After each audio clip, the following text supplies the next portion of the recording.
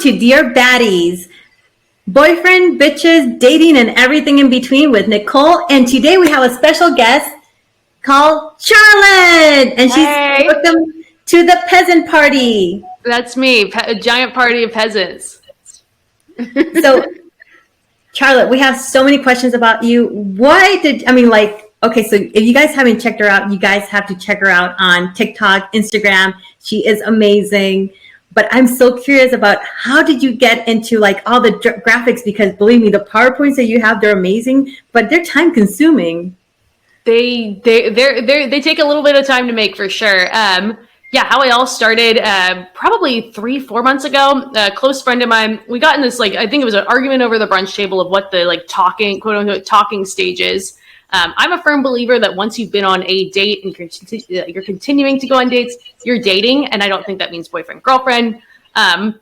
Some people call that talking they think dating is a synonym for boyfriend and girlfriend. And they're averse to using the term dating like my friend was. And I drew up a graph and I did that one in a notebook. And I basically just like a normal sane person would, instead of just saying agree to disagree, I made a video of it, put it on TikTok. And said, hey, I've declared war against the term talking stage. If you've gone on a date, you're dating, and I'll die on that hill. And it doesn't mean boyfriend, girlfriend. And it got a huge, a very big following, a lot of likes on that video. And I realized, I thought oh my gosh, maybe I have a niche here. So I'd been on TikTok for a while, more lurking. I'm in digital marketing, so it's the platform where it's the last platform where you can really go viral. And I'd been having a lot of fun with it just from a more lurking content standpoint. And I thought maybe I've got a niche here. I also always had just fascination with different types of dating content. I always had some form of interest in it, but I never liked how it was just which gender has it harder, which gender is worse, that you see so much in dating content, as well as just arbitrary rules kind of thing. I think a lot is somewhere in the middle, which is kind of what that talking stage timeline or what all those scales and spectrums show is. A lot of us are just somewhere in the middle.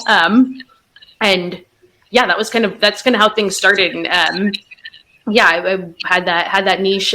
Also thought it was a really fun way to talk about dating without necessarily talking about my personal life. I think one thing I was averse to was just I don't want to talk about, my own personal dating life on TikTok. You hear the stories of the West Elm, Caleb type stories up in New York. And I was I don't want to be that person. Also, my dating life isn't that exciting. I believe a good dating life is boring on paper in a way. So it was kind of a fun niche. And I think it just, it was positive. It's, gender neutral, shows that everyone's kind of somewhere in the middle and kind of goes away from that arbitrary rules and says oh, hey, here's kind of all these different ways you can use it. Especially just there's so much buzzwords in dating right now. Everyone's got a different definition of the term casual, for example. Some people it's a one night stand. Some people it's a situation, you do everything but call yourselves boyfriend, girlfriend. So that was kind of another thing where so many people get tripped up on buzzwords. And then just living in Austin, major city. So you just see so many people the dating experiences is so just different for everyone. Everyone's looking for something different. And, people joke about the guys are Peter Pans and stuff, or just how many people there are here. Everyone's a transplant, feels kind of disposable. So I think all of that kind of combined created a little bit of a fun niche. The username Welcome to the Peasant Party, I think it's too late for me to change it. It was just something fun. I called my account. I had an ex-boyfriend who referred to, me liking to get a good deal as, being a peasant, quote unquote, ironically. And then that's kind of been my username ever since. So having a peasant party with all these charts, diagrams, and other things.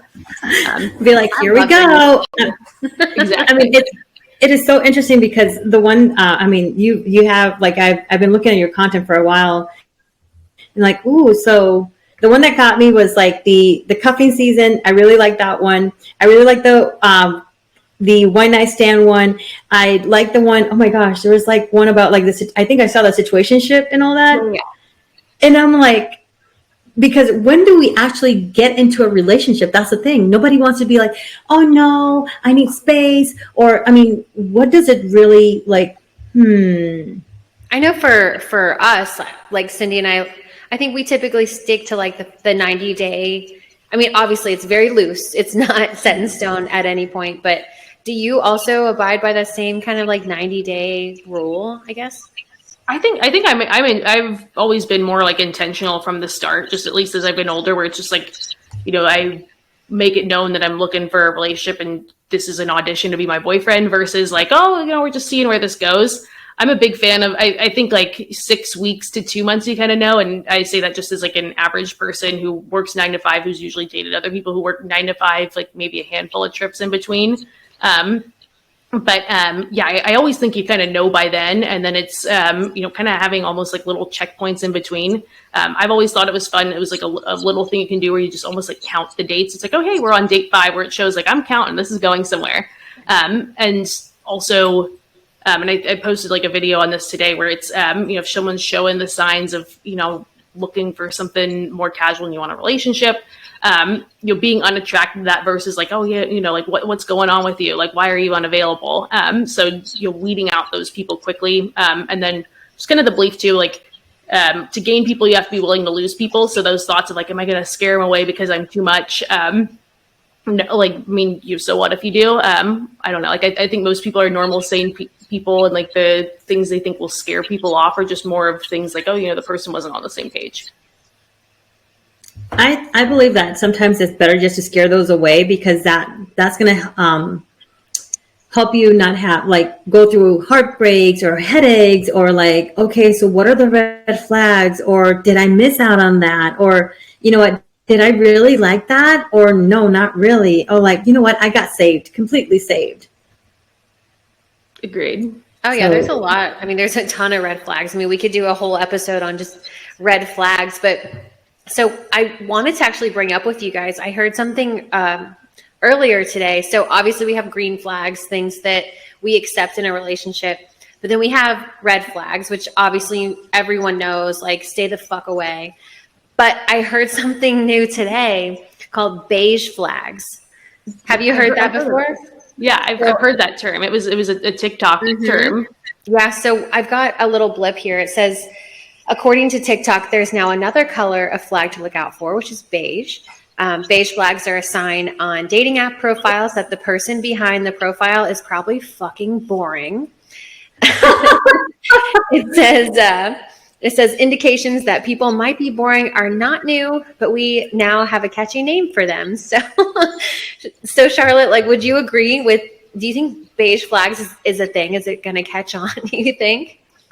I don't know. I think the second we start keeping score and the second you start finding yourself keeping score is probably a sign you don't like this person. You're looking to check some boxes. Yeah. I think we've got a lot of flags already. And I think, I could see it catching on just because every buzzword catches on. Everyone's looking for to coin the new buzzword. But I think, usually when it's like, instead of thinking beige flag, it was just kind of like, I wasn't excited. Yeah. But they look good on paper. I think my thought there. That happens more often than we want it to. True. So I know for me and Cindy, like, both of us, when we're dating, we normally will get on the phone and talk to them for a while, or we'll do a FaceTime before we actually take the time out of our day to actually go do that. But is that something that you do also, or would you be a proponent of? So I think it really depends, because I think it depends where you live, what your situation is, and the type of people you're seeing. I was always one that was for a short, like, and I joke of like the talking stage where it's, before an actual date's taking place, just being like in Austin where a lot of people you're close to bars, restaurants at any given time. And if you're dating someone that's kind of in the same situation, I was always one for like a very short talking stage, like almost like the same week, like start matching, talking to people on apps on Sunday and have a date set up by Thursday. Because I think a lot can happen in a weekend. Like I think you can lose interest, momentum, excitement, but it also just depends on your situation. Like I'm thinking of people that are living in a big city, surrounded by bars, restaurants, like don't have any children. Live in the center of the city, looking to date other people in the middle of the city. I think your situation could be so much different if you lived in a more rural area where that, like, that first date, that trek to a first date, you want to make sure like there's no loss there. Or, maybe if you get a babysitter, like I could see that kind of talking phase going longer. Maybe you travel a lot. I think it really just depends on the person. But yeah, I think like two like local people who live in like city center is going to look a lot different from, someone that might have to make more of an investment in a first date. Yeah, that makes sense. Do you have any red flags that maybe are not like the normal that you kind of look out for when you're dating?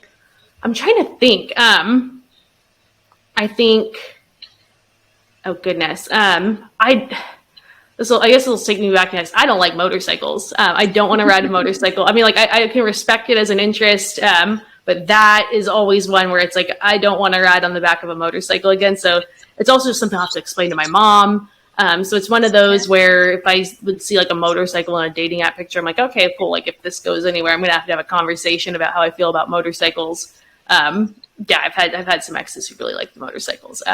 So I think that, and then kind of, I think maybe some that piggybacks off of that is just, too risky of behavior. And you see that quickly. Maybe it's because Austin's like a big drinking city, but just, like a fun drinker and then unsafe drinker. And you pick up on that pretty quickly. So that's always something I always look out for. Yeah. Cindy, I can see, I know that you're super adventurous. So I wonder, I was like, red flag, oh, darn it. Because I know the Dear Baddies Instagram, I have my own Instagram, but it's just like, it's private. Mm-hmm. And I have another one that is like for my real estate. But if you look at my Facebook, I know you're not on Facebook, that's fine. But I fly planes, I jump out of planes, I do zip lining, I'm very, very adventurous. I'm very high driven. Like I have extremely high energy, and it's just like, I mean, it's not you can have the motor. If I need a nice motorcycle, I'll send him your way. I think it's one of those preferences things for me where it's like, for some people it's adrenaline. For me, it's like, I don't want to die. But that's just a me thing. Maybe I've just had too many, just maybe it was the specific type of guy I was dating who had a motorcycle who shouldn't have had one, but yeah. I'm the same way. I get it. Like there's a lot of, I guess if you think about it, like there's a lot of risk involved with riding a motorcycle. So I had a boyfriend, I think I was 19, and he raced for a company professionally and ended up in a coma because of a motorcycle. So like, I think everyone's reason for it is different. Mine is because I don't want to deal with having to visit the hospital every day for a few months. But it does come with a lot of risk, But Cindy, if that's something that you're interested in. So I never talk about like my first boyfriend. My first boyfriend, it's funny because he wanted a motorcycle. My grandfather's like, no. This is like when I was like, my first boyfriend was like when I was 19 years old. And that was a long time. And my grandfather's like, no, you shouldn't get a motorcycle. He's like, okay. So my grandfather, he bought the motorcycle. He saved all his money. He bought the motorcycle and my grandfather drove it to his house. Once he was in his house, he drove the motorcycle and he had an accident. So yeah, but he still rides motorcycles nowadays. To each their own. If that's something that you enjoy, go for it. But Charlotte, I understand what you mean about, the risk involved for sure. Because that does, it kind of, if you think about it, it does kind of relay into different areas of your life. Especially like, I don't know how old you are, but like for me, like I'm 35, like I want someone that's like, maybe a little bit of a planner. So, but so just kind of switching gears. So I know you talked a lot about like one of your TikToks is about a situationship. So when, in your opinion, if you're dating someone, you like them, when is it all right to have that like exclusive kind of conversation? I think, and I think you also first look at it as like how do you feel? Because so many people, it's like, do they like me? Do they like me? And you should really think more, do I like him? Mm-hmm. And I think using the I terms of just, hey, like, and I usually, like I said, if it's, two people who have, been local, doing things pretty consistently for, 6 weeks or so, that's usually my timeline. Because you also think of like, have I learned all the information I've wanted to learn that would make this person, I would want to make this person my significant other. So it's something you have to think about too. If you feel like you figured that out, maybe you figured it out pretty quickly. But just the conversation more of, hey, like, I'm at the point where like I've learned, I know what I need to know that, I feel something here. I would like this to be a relationship. Like, are you with me or not? Versus, what are we? If you say, what are we? People are just going, I don't know. I'm having fun. Like, good at like just try to kick the tires down the road. And it also it reveals how you feel. I also firmly believe, like, I think every guy's fear is being called someone's boyfriend when they aren't expecting it. So the second they know, like, oh, this person wants to call me their boyfriend, it lights a fire under their ass. Like, maybe they'll say, like, oh, like, I need some time to think on that. But it inspires a shit or get off the pot, basically. So I think it really depends. I think, think of yourself and what the information you want to know and what you want to do in that kind of window of time. I think once you've hit 3 months, you've almost like gone too far, depending on, what the situation is. Like, if, you're big travelers, like some stuff's come up that happens. But things like, what information do you want to know before you would make this person your significant other? And if they're averse to doing those things that you want, then, they're probably not that right person. But things like, breaking from the mold of like first date, second date, third date, and going to, hey, like my friend's having a birthday party. Do you want to come with me? Or like, I need a +1 at this thing. Will you come with me? And those kind of areas where you're able to meet their friends. If you have like kind of that personal list of things that you want to know about a person and how they handle themselves in certain situations, when you figure that out, I think it's appropriate to have that conversation. And then those like little check-ins in between, I think, kind of escalating the types of dates. I always think like being in those silos, especially, it happens a lot with dating apps when there's like no other additional ties to that person, where it's like, yeah, first date, second date, third date, sex, it's all in a silo. Breaking free from that mold, like, oh, hey, come meet my friends, or, oh, like, can I meet your friends? Like those types of things to really get a feel for if that's the right person for you. But I think, also just making it known from the start, like, this is an audition for a boyfriend. This isn't, we're just going to kick things off and have fun. If that's what you're looking for, that's a totally different story. But if you're going into things like looking for a relationship, I think make it known. And if you lose that person along the way, cool. Less time. It wasn't meant to be. Mm-hmm. Well, one thing that we've been asking everybody that comes on the show is, obviously, we're all privy to dating apps. So what are your top 3? Apps? I'm on none. So I always liked Hinge for a while. I think maybe it was just because of Austin. I think I used Bumble for like a day, and there's too many tourists. It was all bachelor parties looking for girls to invite back. Like Tinder was just a zoo too. I guess from like my experience standpoint, I remember when Tinder came out when I was in college, I used that, and it was really just people that you saw around you. You could see all your Facebook friends on it. It was almost like the people that you could see from across the hall that you didn't really have an excuse to talk to. You could finally talk to them. I think I met like a pretty short-term boyfriend like at the end of college on Tinder. And then out of college, I think it was Tinder, and then Bumble came out where it was the girls message first. I liked that more. And then when I was, so I'm 29 now. And this was in Santa Barbara, which is where I moved to after I graduated college, was on Bumble for a little bit, and then was in a long-term relationship from the ages of like 23 to 25 until I moved to Austin, jumped into another relationship very quickly. Both of those were coworkers, same company. Probably not the smartest thing to do, but I was younger. And then, hadn't used apps in between. And then when I got out of that relationship, it was kind of like, what do I do here? It was, got on Bumble, realized it was all bachelor parties, ditched it, and then tried Hinge for the first time, basically. So that was what I was on for a while. And then I got off of it just because it was, I didn't like the way people talked to me on it. It wasn't something I felt like I needed. But I've probably been off of it for like 6 months or so, probably. I've seen other people's like Hinge stuff. I see it like on TikTok as far as like the features that have been added. Like I know now you can put like what you're looking for on it. I know you can do like the voice prompts. But yeah. I know Cindy just joined this one new dating app that I have not been on this one, but it's called The League. So I got banned from that one somehow. You got banned? How did you get banned? Oh, because we're using that one is very, it's very like, I don't want to say it's like very pay to play, but I think they're very swift with the ban hammers. So this was actually between the two boyfriends that I worked with. I think there was probably a 1 month lag, and I went to lunch with a friend. So, you got to download The League. It's new. So I downloaded it and forgot about it. Because when we don't turn the notifications on, there's so many of them. So I forgot about it, got into a new relationship. And then I don't know if I ever deleted the account or anything like that, but I forgot about it. Like, I don't think I even really used it. And then got out of that relationship, and then was trying to download apps again, and then went onto the league. It's like, you're banned for being flaky. You can join back up if you want to pay like $12 a month for this. And it was like, I don't. 12 months. This is the league is $400 a month.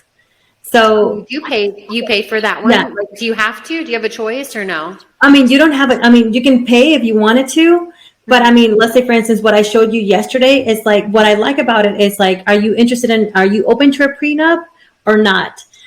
Because I pay for the subscription, and it's just like, I'm like, I actually like this because it's actually reminding me of a matchmaker, but it's just like the same guy. I feel like there's more quality of men there.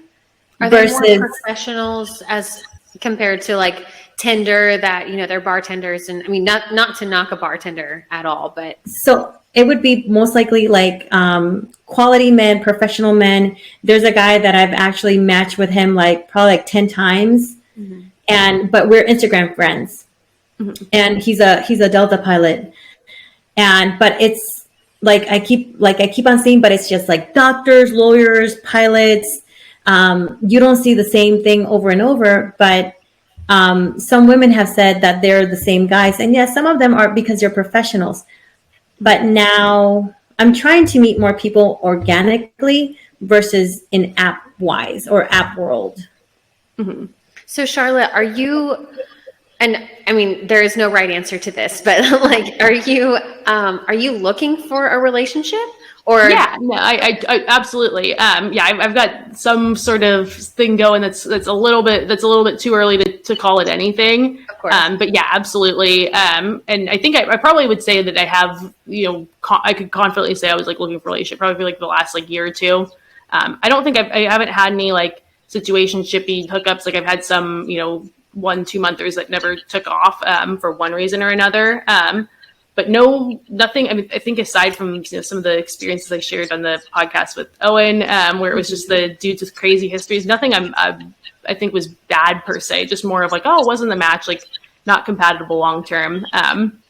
And yeah, like I think I'm always upfront about that. I think there's definitely I'll go on first dates that don't materialize because of that. Because maybe someone's like, I was hoping this was going to be more like quote unquote fun versus like, she wants something more serious. But like I've said, to gain people, you have to be willing to lose people.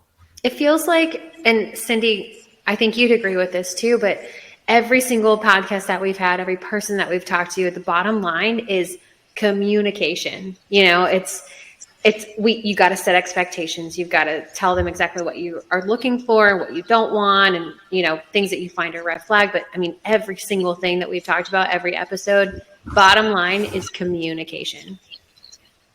No, I totally agree with that completely, because it's just like, and I think you've told me this, Nicole, because I send Nicole my conversations at times, especially when I'm like, I love to analyze it and help you. It's so much like you're giving advice when you're not the one in it, So for me, it's just like, I feel like I sometimes come too aggressive, but I'm also like that alpha female take over, like, don't worry, I'll handle it, and it's just like, well, I mean, if this is not what you want, then you know what, see ya, peace out. But my thing is, I have to be blunt. I have to be upfront, because I'm not going to waste my time. My time is precious. Yeah. Recently, please do not be upset with me for saying this, but the most recent one that you sent me, I noticed that he shut down the conversation when you got a little too aggressive. Remember, I don't know, I'm sure you remember, but where you said, geez, desperate or desperation. I think that's when it kind of like, and this is just me just reading from a third party perspective, but I think that's kind of when he was just like, I think I'm okay. Yeah. And I'm like, you know what? The right person is going to stick around. I don't have to be like, absolutely. And I bet Charlotte agrees with me too, because even though, no matter how, if a person's really interested in you, they're going to be interested in you regardless of, if you're scary, you're not, I mean, you're blunt, or you try to scare them away, they're going to stick around because they really are interested in you. Yeah, exactly. Yeah, I think it's also just like a compatibility thing. Like some people like a woman who's loud, maybe it's either it keeps up the energy they have, or it balances them out if they're more of an introvert. Some people like more of an introvert. And I think it's a compatibility thing. I think being the best version of yourself is the best way to go about your life, and everything else follows from there. It's hard enough to be the best version of anything. Might as well just be yourself. And always just continue to be striving for better. Like, I don't think there's the more you try to be like the all-American, every man that everyone should like, you're going to lose the right people along the way. I think that's why in dating apps, it's like everyone could just write like, I love dogs in the office, and you'll get a million matches, but are those matches going to be the right people for you? Like, I think women, we're always like bombarded by just, this excessive quantity, but what about quality? So it's like, sometimes those statements that make you lose people or could be someone else's deal breakers, that it's good to make those. Like, for example, I've got it right here.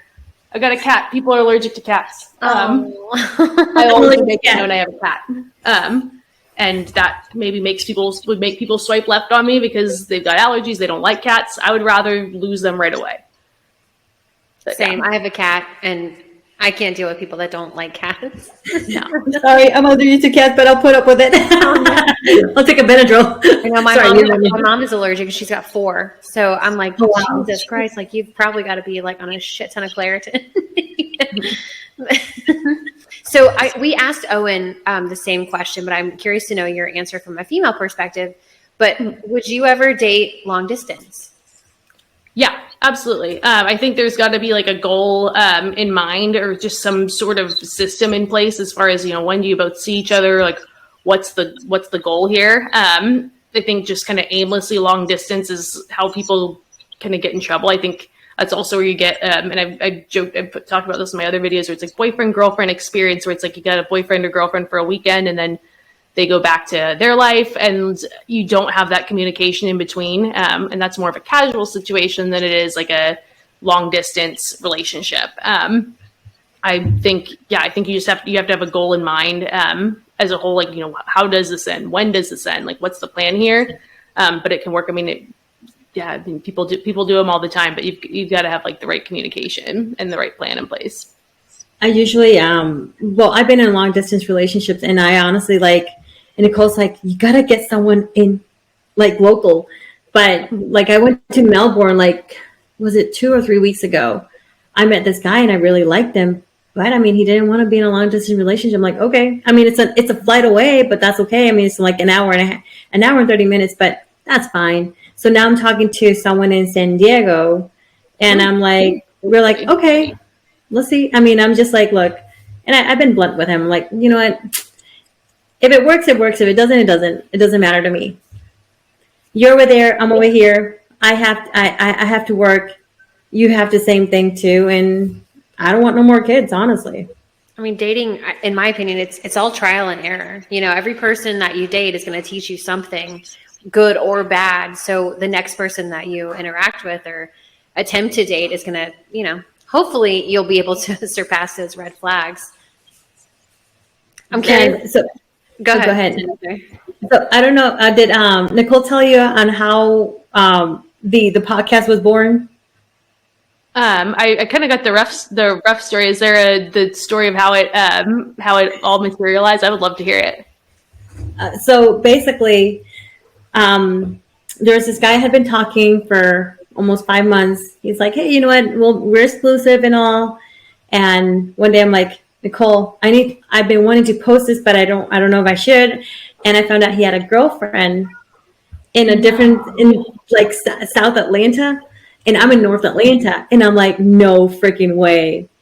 And I was like, you know what? I'm just gonna go ahead. I don't want this to happen to the same people again over again. I wanna help other people because of this, because so many people go through the same thing, and it's just like, you know what? Let's just do a podcast. Yeah. No. Yeah. Oh my gosh. I have yet to come across like that experience. Like I always do like the back check to like make sure that this person is single. And just, I have yet to come across an experience where someone who had another like at least a committed relationship, from what I could tell, that was, publicly out there. I'm sure there's been plenty of people that are, maybe there's something I didn't know about, or, they had a pseudo, like an almost on the way there type relationship, but damn, like that's like one of my fears. It's just that feeling of just like, you feel so like, I don't know, you feel so like, I don't know, Like worst feeling when that kind of thing happens. I was like, wow. But I mean, he has 2 Facebook accounts. And That's bold. yeah. And I was like, wow, I mean, is this guy an idiot? Oh, and he also listens to the podcast too. Yeah. So if you're listening, Macon Bacon, we're talking about you. We give him a little nickname. But you know what? That happens so much more often than it should. Like the entire reason I told you earlier about how Cindy and I met and the Facebook group that I run, that was started because I was dating one guy, not realizing that he was dating 3 other girls at the same time. So when I broke up with him, I found, the other 3 girls just honestly by chance, connected with them, and we're like, all right, we got to put this guy on blast. We have to expose him.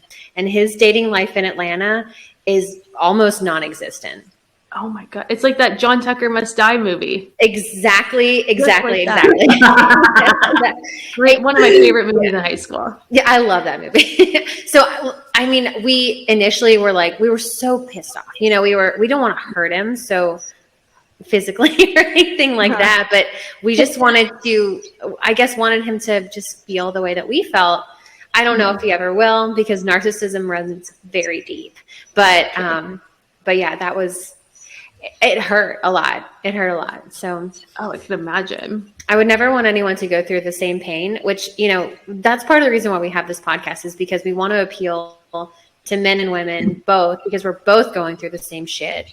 And I guess if we can help one person at the end of the day, we've done our job. Definitely. No, I could totally agree with that. That's so unfortunate. I would hate for that to happen.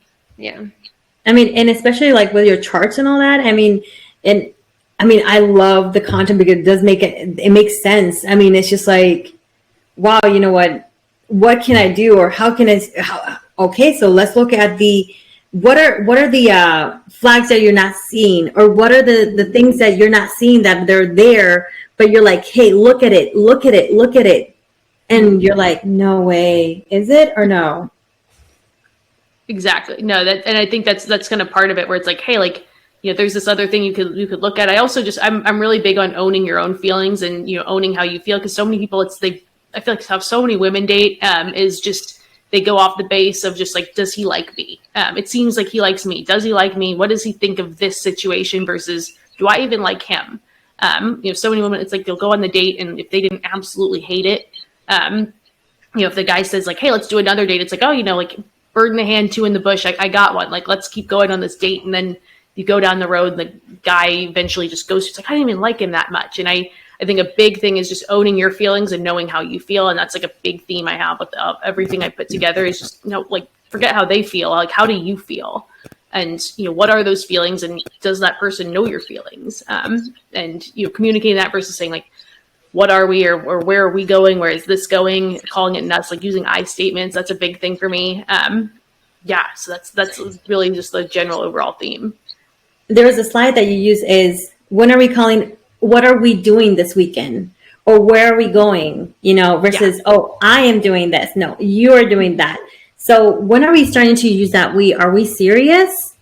Or I think that's the sign. I always say that's what it's serious, because it's like, what constitutes a serious relationship? Because some people will say like, I'm not looking for anything serious, but it's like, is a committed relationship automatically a serious relationship? You have that conversation of, are we boyfriend, girlfriend? Is this a relationship? Do you automatically call yourself a serious relationship? And the thing that made the most sense is when I becomes we. Because I always say, like, as you're dating, I terms, like, less of this us, you're not a we. But I think that's when you really know you're in a serious relationship, is, the weekend's coming up. What are we doing this weekend? Are we going to that barbecue versus what are you doing this weekend? I have this thing. I would like you to join me. And I think that's where it's, the dynamic when it goes from I to we is where you kind of go from that either committed relationship to serious, or you kind of, when it's, a more serious situation.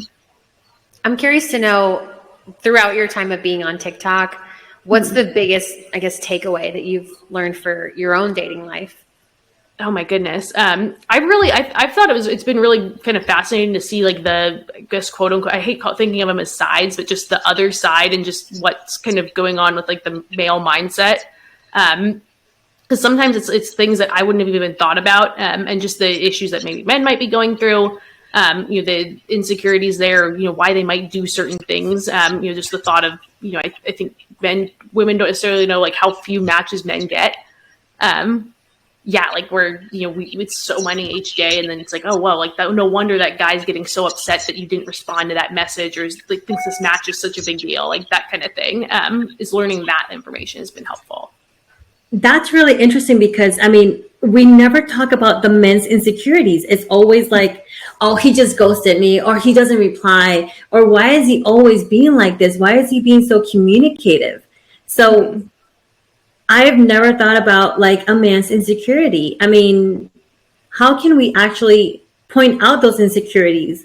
Or is it because I'm not so sure, because that's something new for me. I don't think that we are entitled to point out any insecurities for them. I think it's definitely something that they have to figure out on their own. But I think for us to be aware enough to recognize what their insecurities are, maybe, and again, this all comes back to communication, So for example, like my boyfriend, I'm sure he's got some sort of insecurities at some point or another, but we talk about everything. I mean, obviously no relationship is perfect, but I think the fact that we're able to communicate, and this goes for anybody, if you have a conversation, you should be able to work through those issues. I don't think it's our place to really point those out, though. My thing is I understand the communication and all that, but okay, men, for the ones that are listening to this, and women, stop playing fucking games. Tell them what you really want, because even though if you think it's going to scare them, it's going to be fine, because you know what? There's going to be something better for you out there. And there's plenty of men and women in the sea. That person was not right for you. And if you're scared, then you're in the wrong relationship. If you're scared of saying something, then where's that going to go? Because down the line, be like, the heartache is going to be much more bad or terrible. More than likely. It is, yeah. I think it's hard for people, though, to I know for myself, it's a maturity thing. When I was married pretty much all throughout my 20s. Like we got married when I was 22. So it was hard for me to really voice how I felt about certain things, because I hadn't developed those skills, and I hadn't really matured. I think it took a lot of heartache and bullshit really for me to go through to really, be able to process those things and voice how I feel. And I'm at the age now and the point in my maturity level now where I'm like, you can fuck right off. You know what I mean? So I don't know, Charlotte, what's your take on that? Yeah, I think just the communication. I think also, I think a lot of us, I think a big issue that we just continue to see is, I think most people are good people who want to do the right thing and think they're doing the right thing. They're just acting in their own best interest, and that doesn't always align with, what you might want.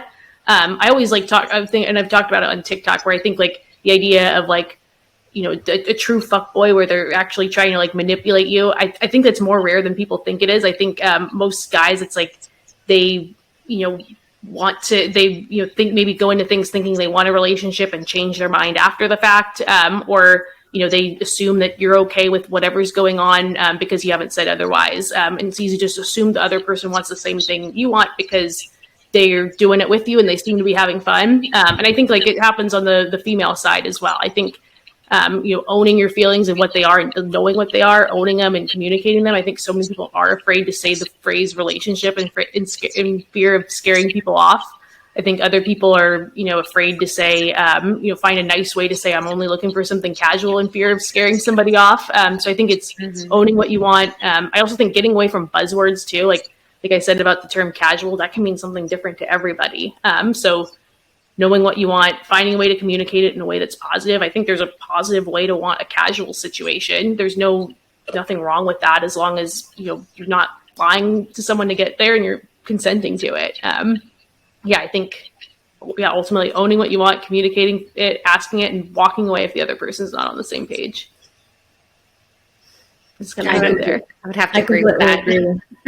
I completely agree too with that, just because, I mean, okay, what do you really want? I mean, from the beginning, and just be clear on what you want, because that way you will not waste your time. Exactly. How often, I know Cindy and I on previous podcasts, we've talked a lot about, and there's a video that Cindy actually posted on TikTok about, do men want to be approached like in public? You know, do you want us to come up to you and just say, hi, how are you? Are you seeing someone? Do you want to go out? You know, something along those lines. Do you do that? Or are you like me, or you're, or you have that fear of rejection and you just kind of leave it alone? So I think it's a mix. So I think there's obviously things that are situational. I think if you see a guy in the bar, no wedding ring, leaning against the bar. I think there's also soft ways to approach people. Like if you go up to someone at the bar, you say, "Hey, what are you drinking?" and they just look at you and go like gin and tonic and turn back to their friends. It's a soft rejection. If they, if they're interested, they're going to take the bait. Like if gin and tonic, hey, what is that, an espresso martini? All of a sudden you've got a conversation going. I think those like bar social settings, it's always appropriate. I mean, obviously look out for girlfriends, wedding rings, take no for an answer. I think it's totally fine. I think, I also think I think most women should try it once, just because of, how men will approach women, and just know what it feels like to approach someone and be rejected. I think it's for everyone to be able to do that and have that experience. I do think though, I think men aren't used to it, where they might be caught off guard. So what might feel like confusion. They might be confused. I also think another thing that can come with the male mindset too is making sure you ask for what you want, because I think there's a lot of guys where they'll say they're just excited to have a woman who's interested in them, just after all this time of just go ask her out. I feel like guys don't always like to reject people. They like to have options, hanging out in the woodwork. So the idea of this girl is interested in me. They might say I don't want to say take advantage is the wrong word. I don't think it's malicious, but more of she's clearly interested in me. I can kind of steer the ship of I could keep this casual. So I think if you're approaching a guy as a woman, making sure you're steering things in the direction of a date, if that's what you want, versus hey, you're cute, and they go, oh, cool, let's go meet up late night at midnight. So making sure you own what you want, versus them thinking okay, cool, I've got the upper hand here. So just keeping that in mind as well. Yeah, that makes total sense. It does, just because, so I can't remember who I was talking to, but I know that video on TikTok that I made, actually, I think it's hit almost 10,000 and over 1,200 comments from men that they do want to be approached. And sometimes we got to take our prideness and ego and put it on our side and say, you know what, do you want to go out with me? Or, hey, how are you doing? So I'm going to try that tomorrow at the Delta Lounge. So we'll see. I think that's a great idea. Fun place for it. Can you please record it so I can see what you're doing? I would love to see that. Make it a video. No, I agree with you. I think the Delta Lounge, why the hell not? They'll have good jobs. Yeah. So I had a few months ago. So I travel a lot. And I saw this guy and he's so freaking cute, but I was with my kids and I was here and he was over there and we were both looking at each other and I'm let me I wish, I would have gotten his number, or, he didn't have a ring, but he was some sort of coach. I can't remember what university was he for, but yeah. Did you try looking him up on Instagram or anything after the fact? Because I've seen those situations before where someone said I hope this isn't a long shot, but this might be you. I used the geotags, or I think I knew someone you were with. Shooting my shot. I think I saw you out. Have you ever tried doing that? The geotags. Talk to me more. Or when you click on, I think some ways people will find someone on Instagram versus a dating app is they'll find their favorite bar location and look at people. Delta Lounge. I can't remember when that was. There was not this trip. It was not before. Oh, I think I was by myself. Or if you knew where he was a coach or something, looking in the tagged photos of like the coaches at that company's Instagram. I don't like I've seen people do that where it's like, oh, like I kind of like misconnection style. Like, they go looking for clues. Like I just go on this Instagram, like, oh, I knew this person they were with. Like they're probably in their tagged photos somewhere. I don't know. People say Instagram's like become a new dating app, and they've tried that approach. I've gotten a handful of interesting like Instagram ones where it's like, is this you by chance? One time someone was wrong, one time someone was right. So I thought it was pretty cool. As long as it's like you say who you are and how you got there. And that's the thing. It's just like, so should I keep my Instagram private or should I go ahead and put it public? I would keep it private because I feel like the people that you allow into your life should only be privy to what is in your life. I keep all of my shit private. To be honest with you, I don't even use my last name when it comes to podcasting and social media. It's not that I'm paranoid. I want to protect myself and I want to protect my daughter. So like, and that's where it stems for me. But do you want to do research on me? Fine. Go the fuck ahead. Go do research on me. You're not going to find anything. I mean, I'll tell them what they need to know. You know what I mean? For my job, it doesn't really matter because, I mean, look, you Google me and you'll find me anywhere. That's the thing. So it doesn't like, but at least I have that Instagram account that is private. I don't allow everybody in. I mean, you can see my Dear Baddies and you can see my real estate one. Those are the two ones. And then you can see me on all social media platforms. The rest is like fine.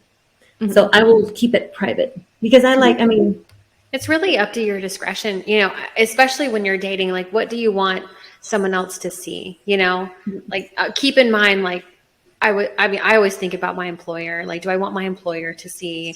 Like, am I going to get in trouble? Am I going to go to jail? I really don't want to go to jail. So, you know, I don't know. I might like the handcuffs. But I also have a girlfriend that she's, you know, early 20s, and she posts quite a lot about her life and things that happen within her family. And me being 35, I don't. But I did, you know, in my early 20s, I did, you know, and I regret doing that because now that's out for the entire world to see. So I don't know if that just comes with maturity or what, but I'm always cognizant of what's out there. And, you know, especially with having a child, like that's a little scary. I used to do that too, but Facebook deleted my old account. Did you go to Facebook jail again? No, somebody reported me and they deleted my whole account.